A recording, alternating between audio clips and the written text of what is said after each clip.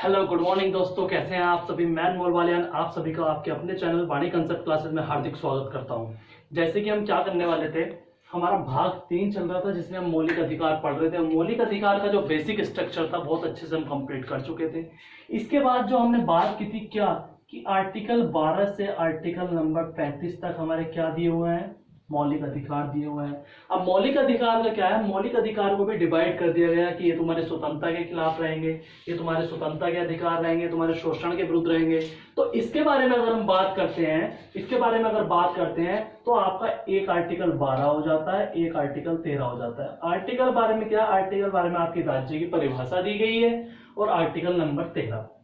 इसके बाद जो आर्टिकल आता है 14 से 18, यानी कि आर्टिकल कहां से कहां तक, आर्टिकल 14 से 18 यानी कि 14, 15, 16, 17, 18 ये हमारा किस में आ जाता है, ये आ जाता है हमारा समानता का अधिकार। जो समानता के अधिकार हमारे दिए गए हैं कि सबको एक समान संरक्षण प्राप्त होना चाहिए, तो वो आपके 14, 15, 16, 17, 18 के 5 आर्टिकल आपके हैं। इसके बाद आ जाता है स्वतंत्रता का अधिकार, जो हमको फ्रीडम दी गई है वो किस आर्टिकल में दी गई है, तो उसके लिए आपका आर्टिकल 19, 20, 21, 22, ठीक, ये 4 आर्टिकल आपके हो जाते हैं। इसके बाद आ जाता है शोषण के विरुद्ध अधिकार। शोषण के विरुद्ध अधिकार तो आपका कौन से आर्टिकल हो जाते हैं, आर्टिकल नंबर 23 और 24, ठीक। इसके बाद आपका आ जाता है धार्मिक स्वतंत्रता का अधिकार, यानी कि धर्म से संबंधित जो स्वतंत्रता होगी वो किस अनुच्छेद में दी गई है, तो वो आपकी आ जाती है 25, 26, 27, 28 में। इसके बाद आपका आ जाता है शिक्षा एवं संस्कृति का अधिकार, ये आपका दिया गया अनुच्छेद 29 और 30 में। इसके बाद आपका आ जाता है संवैधानिक उपचारों का अधिकार, जिसे भीमराव अंबेडकर ने क्या कहा था, संविधान की आत्मा कहा था, तो वो आपका आ जाता है आर्टिकल 32। इसके बाद जो आपका बचेगा वो हो जाता है 33, 34, 35, ठीक। अब हम क्या करने वाले हैं, अब हम इनको एक एक को कंप्लीट करेंगे बहुत अच्छे से। आर्टिकल 12 से 35 तक एक एक आर्टिकल को बहुत अच्छे से लेके जाने वाले हैं। तो शुरू करते हैं, कौन सा अपना आर्टिकल नंबर 12।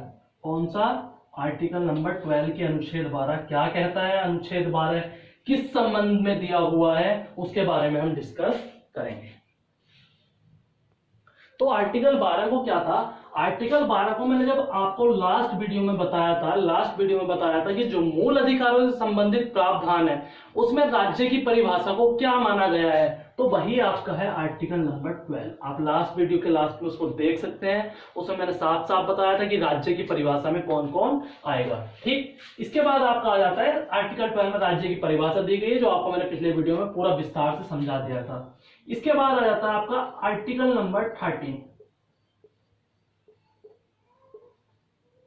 क्या आ जाता है आपका, अनुच्छेद 13 यानी कि आर्टिकल नंबर 13।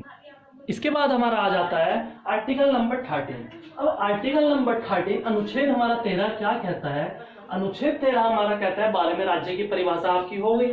13 में कहता है कि मूल अधिकारों से असंगत या उनका अल्पीकरण करने वाली विधियां, यानी कि मूल अधिकारों से असंगत या उनका अल्पीकरण करने वाली जो विधियां होंगी वो शून्य होंगी। क्या होंगी, वो शून्य होंगी। यानी कि मूल अधिकार जो है वो आपके न्यायिक समीक्षा के योग्य हैं, जुडिशियल रिव्यू के योग्य हैं। क्या, जितने भी आपके मूल अधिकार हैं। क्यों, क्योंकि आर्टिकल 32 के तहत अगर हमारे मूल अधिकारों का हनन होता है तो हम कहां जा सकते हैं, हम सुप्रीम कोर्ट जा सकते हैं।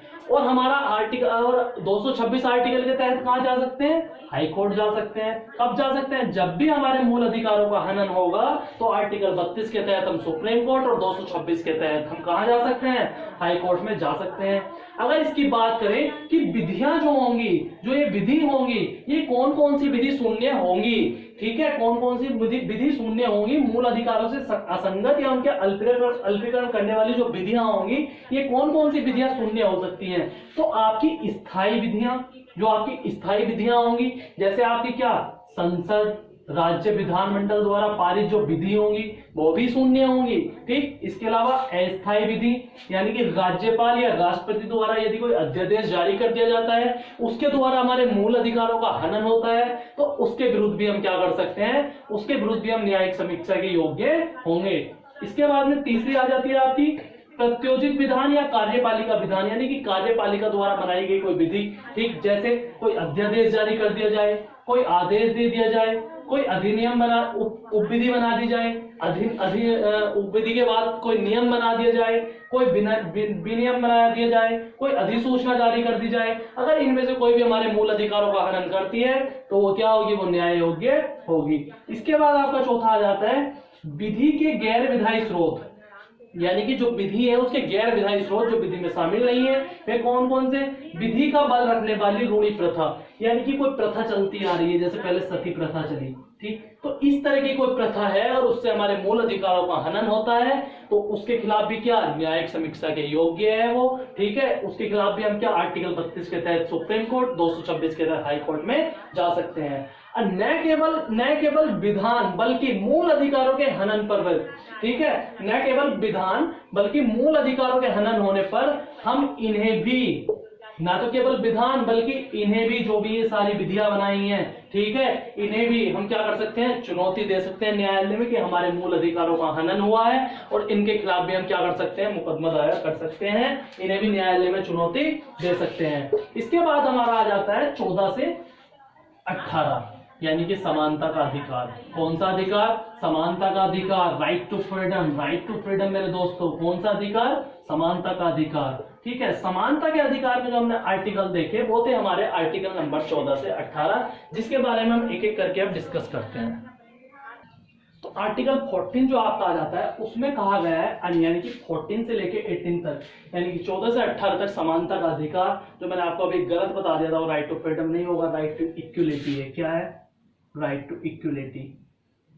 तो राइट टू इक्वलिटी जो आपका दिया गया है वो आर्टिकल 14 से लेकर आर्टिकल 18 तक दिया गया है। इसमें अगर हम आर्टिकल 14 यानी कि अनुच्छेद 14 डिस्कस करते हैं तो अनुच्छेद 14 में कहा गया विधि के समक्ष समता, विधि के समक्ष समता, ठीक। अगर विधि के समक्ष समता को हम परिभाषित करते हैं तो भारत के राज्य क्षेत्र में किसी भी व्यक्ति को, भारत के राज्य क्षेत्र में किसी भी व्यक्ति को विधि के समक्ष समता, दो वर्ण है यहाँ पे ध्यान रखना, विधि के समक्ष समता एवं विधियों के समान संरक्षण, क्या, विधि के समक्ष समता और विधियों के समान संरक्षण से वंचित नहीं किया जा सकता, ठीक। और ये जो आपका विधि के समक्ष समता है ये प्रत्येक व्यक्ति पर लागू होता है, चाहे वो व्यक्ति नागरिक हो, चाहे वो व्यक्ति विदेशी हो, चाहे वो व्यक्ति नागरिक हो, चाहे वो व्यक्ति विदेशी हो। मान लीजिए राम है, राम एक क्या है, भारतीय नागरिक है, और श्याम, श्याम क्या है, एक विदेशी नागरिक है, ठीक। तो ये जो विधि के समता अप्लाई होगा, लागू होगा, तो ये दोनों व्यक्तियों पे लागू किया जाएगा। यानी कि भारत के राज्य क्षेत्र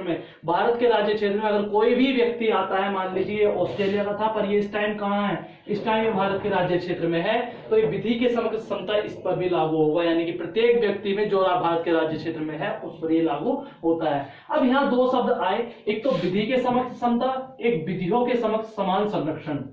दोनों वर्ड अलग अलग देश के संविधान से प्राप्त किए गए हैं, ठीक।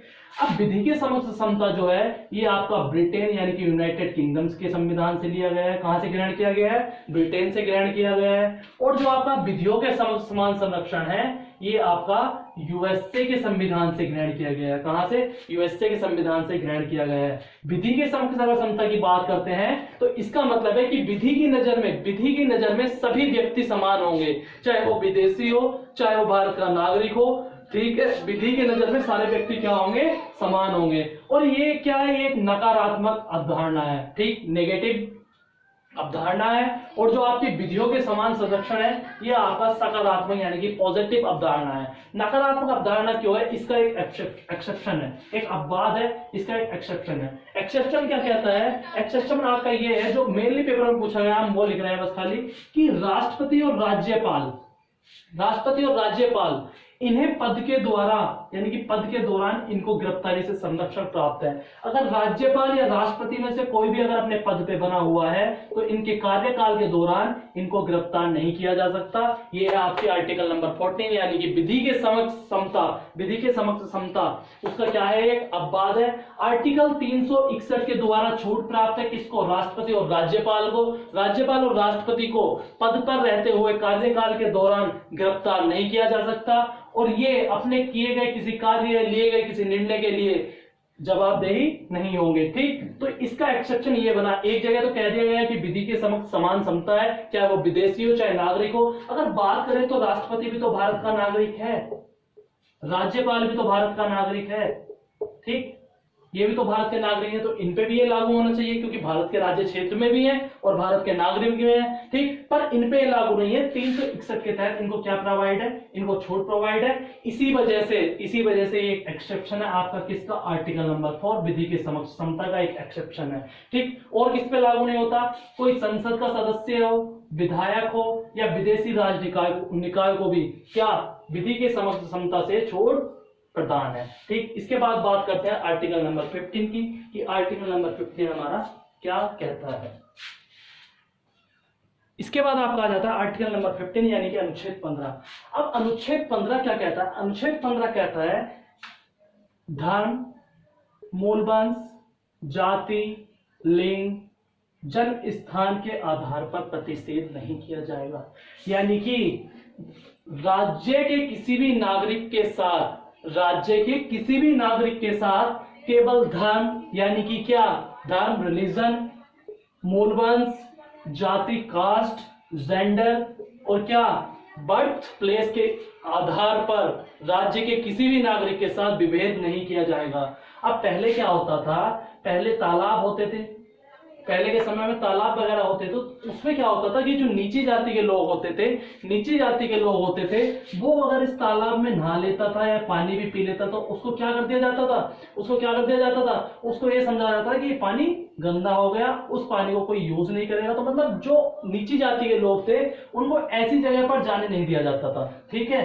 तो आर्टिकल 15 जो आपका कहता है, आर्टिकल 15 कहता है कि धर्म, मूलवंश, जाति, लिंग या बर्थ प्लेस के आधार पर राज्य के किसी भी नागरिक के साथ विभेद नहीं किया जाएगा कि ये अलग है, हम अलग हैं, ठीक। कुछ जगह जैसे क्या हो गई आपकी, कुओं पे जाने से, तालाबों में नहाने से या उसका यूज करने से, स्नान घाट, दुकानों, होटल, सार्वजनिक स्थान, मनोरंजन के स्थान आदि से, ये जितने भी स्थान होंगे राज्य के किसी भी नागरिक को इन स्थानों से वंचित नहीं किया जाएगा, केवल उसके धर्म, मूलवंश, जाति, लिंग और जन्म स्थान के आधार पर। अब अगर हम बात करते हैं तो जो आर्टिकल 15 का 4 है, एक तो मैं आपको यही दिया है, ठीक। इसके बाद जो आर्टिकल 15(4) है वो आपका कहता है, ठीक। इसको पहली बात तो इसको जोड़ा कब गया, तो इसको प्रथम संविधान संशोधन द्वारा 1951 यानी कि 1915 में इसको जोड़ा गया। और जो आपका आर्टिकल 15(4) है वो कहता है कि राज्य की विभिन्न संस्थाओं में कोई शैक्षणिक संस्थाएं हो गई, अन्य संस्थाएं हो गई, उनमें क्या, उनमें SC, ST प्लस OBC यानी कि schedule caste, schedule tribe, other backward caste यानी क्या, अनुसूचित जाति, अनुसूचित जनजाति और अन्य पिछड़ा वर्ग के लोगों को आरक्षण प्रदान है। किस आर्टिकल के तहत, आर्टिकल नंबर 15(4) के तहत जोड़ा गया, प्रथम संविधान संशोधन 1951 द्वारा जोड़ा गया। आपसे क्वेश्चन पूछेगा कि SC, ST या OBC के लोगों को विभिन्न संस्थाओं में किस आर्टिकल के तहत संरक्षण प्राप्त है, तो आपका आंसर हो जाएगा आर्टिकल नंबर 15(4). इसके बाद आपका आ जाता है आर्टिकल नंबर 15(5). आर्टिकल नंबर 15(5) क्या है, आर्टिकल नंबर 15(5) को 93 कॉन्स्टिट्यूशनल अमेंडमेंट 2005 यानी कि 2005 द्वारा जोड़ा गया। और इसमें क्या कहा गया कि केंद्रीय शैक्षणिक संस्थान, जो केंद्र की शैक्षणिक संस्थान होंगी यानी कि सेंट्रल गवर्नमेंट की जो शैक्षणिक संस्थान होंगी, जो अधिनियम आया वो आया 2006 में, यानी क्या, केंद्रीय शैक्षणिक संस्थान अधिनियम 2006 में आया। और 2006 में जब ये आया तो 2005 में तो संविधान संशोधन द्वारा जोड़ा गया था 15(5) को, 6 में आपका अधिनियम आता है और ये कह देता है क्या कि IIT, IIM ये जो कॉलेज होंगे आपके, जो आप बच्चा अगर कोई IIT करने जाता है, IIM करने जाता है, तो उसमें जो OBC के लोग होंगे उसको 27% आरक्षण प्रोवाइड किया जाएगा। आपसे क्वेश्चन डायरेक्ट पूछेगा कि किस अधिनियम के तहत OBC को केंद्रीय शैक्षणिक संस्थाओं में 27% आरक्षण प्राप्त है, तो आपका केंद्रीय शैक्षणिक संस्थान अधिनियम 2006 हो जाएगा, जिसका वर्णन किसमें किया गया है, जिसका वर्णन आर्टिकल नंबर 15(5) में किया गया। उसको कब जोड़ा गया, 93वां संविधान संशोधन यानी कि 93rd कॉन्स्टिट्यूशनल अमेंडमेंट एक्ट 2005 द्वारा इसको जोड़ा गया, ठीक। तो आज हमने 4 आर्टिकल कर लिए, 4 या 5 आर्टिकल हम डेली करेंगे। इसके बाद आपका 15 के बाद 16 आ जाएगा, 17 आ जाएगा, 18 आ जाएगा। 16 में हम क्या पढ़ेंगे, 16 में हम पढ़ेंगे कि लोक नियोजन में अफसर की समानता यानी कि नौकरी में कोई भेदभाव नहीं होगा, नौकरी कैसे मिलेगी। फिर 17 में हम अस्पृश्यता का अंत करेंगे, अनटचेबिलिटी उसका अंत कर देंगे। उसके बाद 18, 19, ठीक। तो 15, 16, 17, 18 हम कल पढ़ेंगे, फिर 19, 20, 21, 22 हम उससे अगले क्लास में पढ़ेंगे। 4 आर्टिकल को हम डेली कवर करेंगे, ठीक। आपको पता होगा कि वाणी कंसेप्ट क्लासेस के नाम से आपका टेलीग्राम लिंक है, इसको प्लीज ज्वाइन कर लीजिए, इसको ज्वाइन कर लीजिए। इसमें आपको डेली करंट अफेयर की पीडीएफ मिल रही है, क्विज दी जा रही है, ठीक है। तो इसको ज्यादा से ज्यादा मात्रा में ज्वाइन कीजिए। क्लास अच्छी लगी हो तो शेयर कीजिए, वीडियो को लाइक करना बिल्कुल ना भूले और चैनल को सब्सक्राइब जरूर करें। मिलते हैं कल फिर पॉलिटी क्लास में, तब तक के लिए thank you, have a nice day.